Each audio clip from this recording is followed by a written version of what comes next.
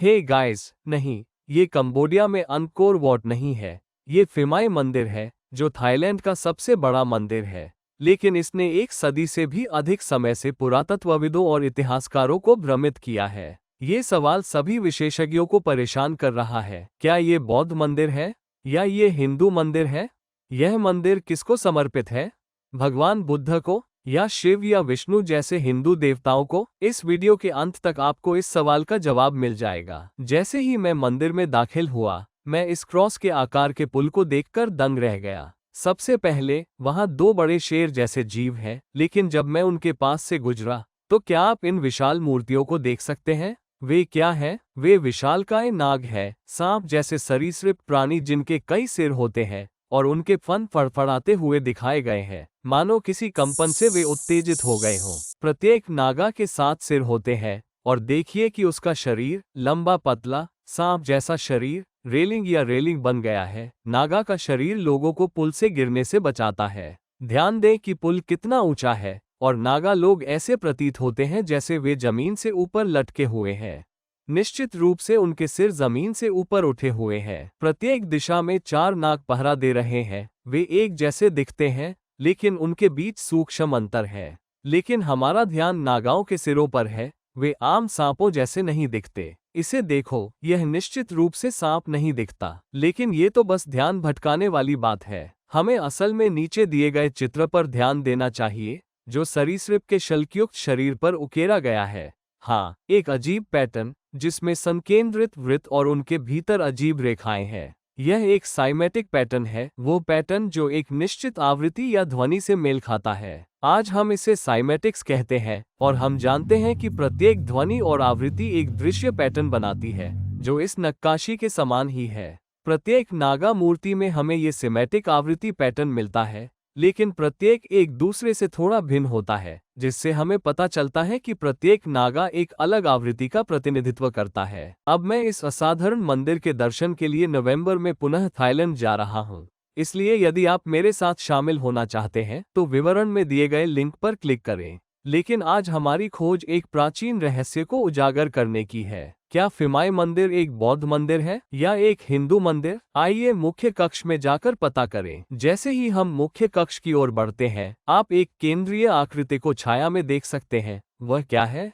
क्या यह नाग देवता को समर्पित मंदिर है? जैसे जैसे हम करीब जाते हैं, कुछ और स्पष्ट होता जाता है। ये भगवान बुद्ध हैं जो भव्यता से विराजमान है। इस मूर्ति में कुछ रहस्यमयी बात है। उसके चेहरे की शांति और जिस तरह से वह बैठा है, उसे देखकर आपको भी वहीं बैठकर उसे निहारने का मन करता है। वास्तव में ये ध्यान करने के लिए एक बेहतरीन स्थान है। तो क्या फिमाई मंदिर एक बौद्ध मंदिर है क्योंकि इसकी मुख्य मूर्ति भगवान बुद्ध की है? नहीं, पुरातत्वविदों ने पुष्टि की है कि यह मूल मूर्ति नहीं है। वास्तव में फिमाई संग्रहालय में एक वृत्तचित्र में स्पष्ट रूप से कहा गया है कि मूल मूर्ति बहुत पहले खो गई है, और भले ही यह मूर्ति सैकड़ों वर्ष पुरानी हो सकती है, लेकिन यह मूल मूर्ति नहीं है। इसलिए हम इसकी पुष्टि नहीं कर सकते कि यह बौद्ध मंदिर है। लेकिन इस बुद्ध प्रतिमा में भी कुछ छिपे हुए तत्व है। कुछ ऐसा है जो बुद्ध की रक्षा कर रहा है। भगवान बुद्ध की रक्षा कौन कर सकता है? 7 सिरों वाला यह विशालकाय नाग। बुद्ध के ऊपर 7 एक अभाज्य संख्या है। नीचे आप नाग की 3 कुंडलियां देख सकते हैं, जो एक और अभाज्य संख्या है। लेकिन यहाँ कुछ कमी है। क्या आप मुझे बता सकते हैं कि यहाँ क्या कमी है? नागा पर सिमेटिक आवृत्ति पैटर्न कहाँ होता है? पीठ पर। हाँ, सिमेटिक आवृत्ति पैटर्न नागा के सिर के पीछे उकेरा जाता है। यदि आप ध्यान से देखें तो आपको 5 संकेंद्रीय वृत्त दिखाई देंगे, जो एक अन्य अभाज्य संख्या है। 3 कुंडलियां, 5 वृत्त, 7 शीर्ष। यह एक प्राचीन कोड है जिसमें अभाज्य संख्याओं का अनुक्रम है। लेकिन असली रहस्य तो नागों के साइमेटिक पैटर्न में छिपा है। यही कारण है कि भारत के अधिकांश प्राचीन मंदिरों में हमें ये साइमेटिक पैटर्न दिखाई देते हैं, और दक्षिण पूर्व एशिया के मंदिरों में, यहाँ तक कि अंकोर वॉट के नागा पर भी। लेकिन जब आपने पहली बार फिमाई मंदिर पर नजर डाली, तो आपको तुरंत अंकोर वॉट मंदिर की याद आई, है ना? क्यों? इस मंदिर के बुर्ज भी अंकोर वॉट की तरह ड्रिल बिट जैसे दिखते हैं। लेकिन इस टावर में एक महत्वपूर्ण बात है, जो अवचेतन रूप से आपको अंकोर वॉट की याद दिलाती है।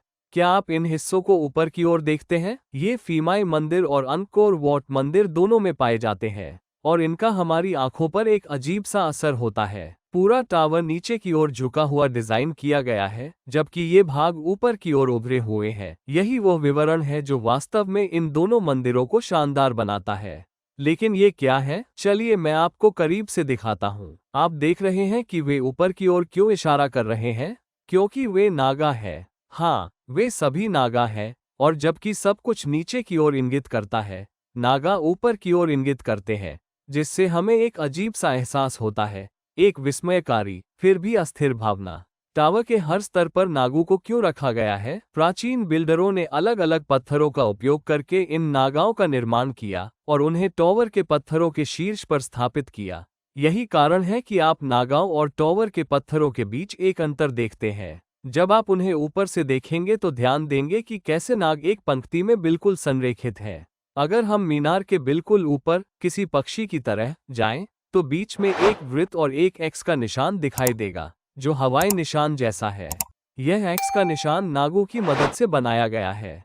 क्या इस मंदिर को एक हवाई चिन्ह के रूप में डिजाइन किया गया था, ताकि हवा से ही इसकी पहचान हो सके? लेकिन कुछ तो समझ नहीं आ रहा, है ना? क्या प्राचीन भवन निर्माता सांपों को देवता मानकर उनकी पूजा करते थे? क्या यह अजीब बात नहीं है कि वे सांपों को अपना स्वामी मानकर उनकी पूजा करते थे? जवाब अभी आपके सामने है। नाग एक सांप जैसा दिखता है, लेकिन क्या ये सांप है?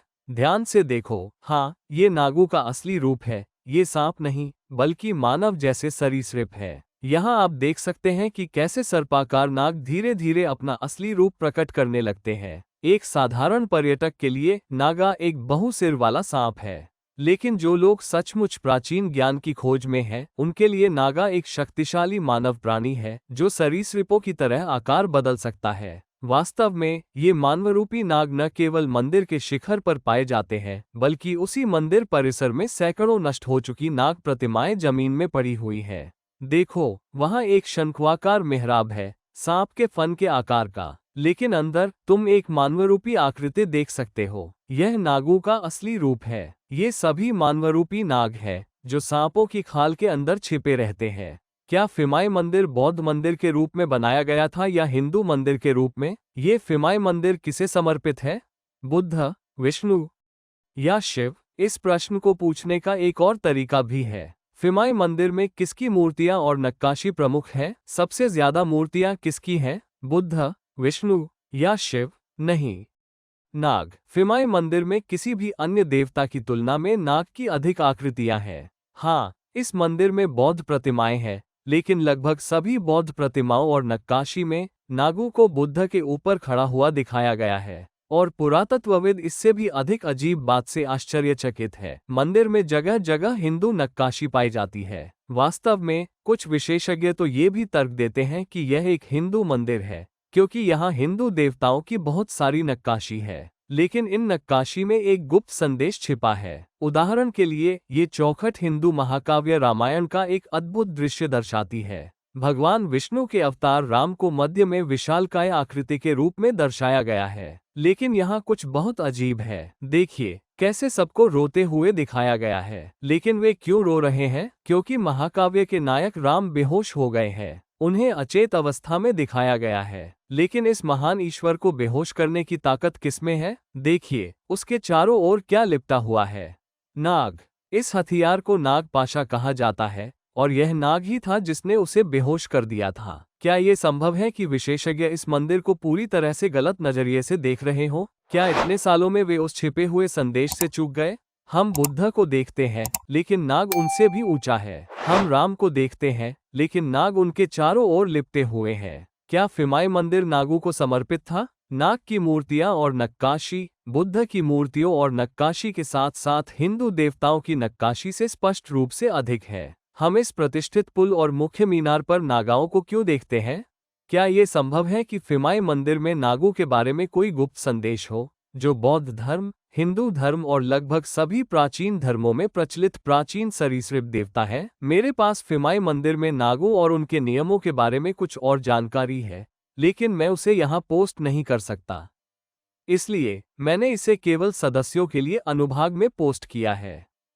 हमारे पास एक डीप डाइव समुदाय है जहां मैं केवल हमारे सदस्यों के लिए विशेष जानकारी पोस्ट करता हूं। तो कृपया नीचे दिए गए ज्वाइन बटन पर क्लिक करें और आप नागांव और फिमाई मंदिर से उनके संबंध के बारे में विशेष वीडियो देख सकते हैं। मुझे उम्मीद है आपको ये वीडियो पसंद आया होगा। मैं प्रवीण मोहन, देखने के लिए बहुत बहुत धन्यवाद। सब्सक्राइब करना न भूलें और मैं जल्द ही आपसे बात करूंगा। बाय।